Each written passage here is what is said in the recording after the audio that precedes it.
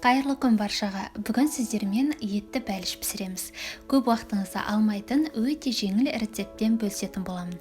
Дастарханға қоймай жатып таусылып қалатын бұл пирог біздің үйдің ең сүйікті пирогына айналды десем де болады. Алдымен ұнды ситодан өткізіп аламыз. Одан кейін үстіне салқын сары майды үккіштен өткізіп, қолымызбен крошка, яғни ұнтақ жасайтын боламыз.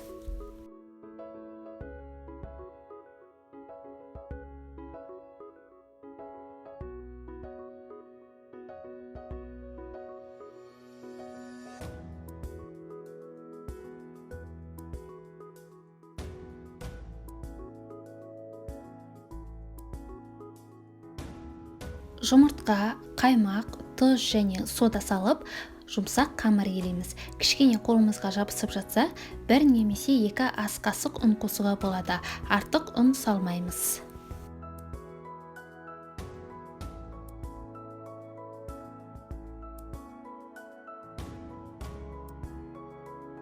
Дайын болған қамырды пленкаға орап 30-40 минутқа тоңазытқышқа салып қоямыз. Енді салмасын дайындаймыз. Тартылған ет, 4 бүрісті етіп майдалап туралған пияз және картоп, дәміне қарай тұз, қара бұрыш және де кориандр саламыз.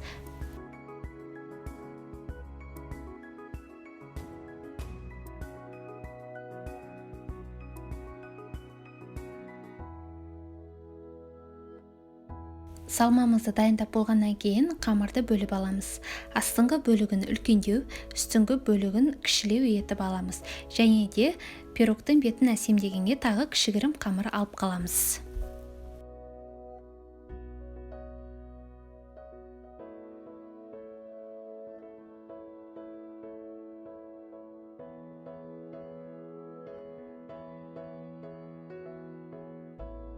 Үлкен бөлігін оқтаудың көмегімен жайып, противенге саламыз.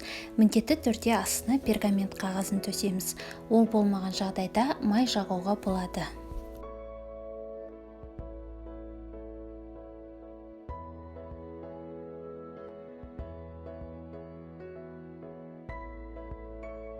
Салмамызды саламыз. Үстіңгі қамырмен бетін жауып, шеті ашылып кетпес үшін астыңғы қамырмен жақсылап бекітіп шығамыз.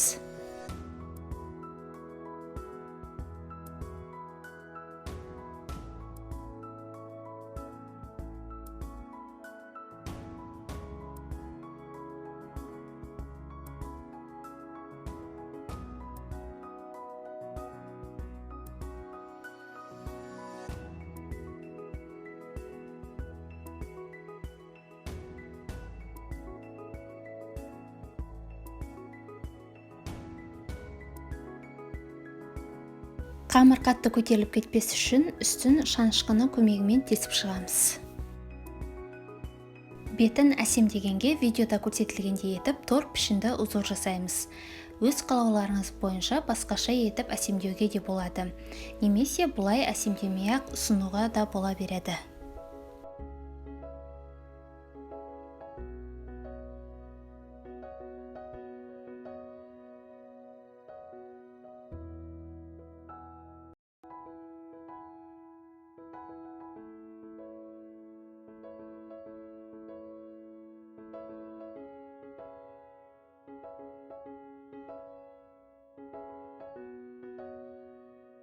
Пирогтың беті жылтырап, әдемі болып пісу үшін жұмыртқаның сарысын ғана жағып шығамыз.